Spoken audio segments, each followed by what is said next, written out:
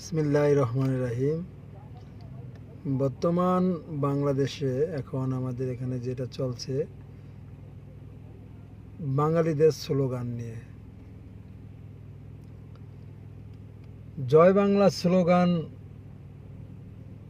নিয়ে এখন যে বিতর্ক চলছে, এই বিতর্ক দেখা যাচ্ছে আমাদের বাঙালি জাতিকে দুইটি ভাগে ভাগ করা হয়েছে। যারা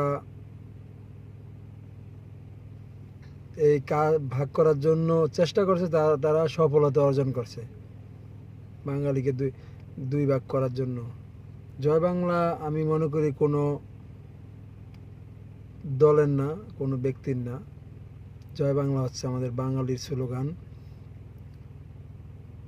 জয় বাংলা, বাঙালি অস্ত্র ধরো, বাংলাদেশ স্বাধীন করো, জয় বাংলা।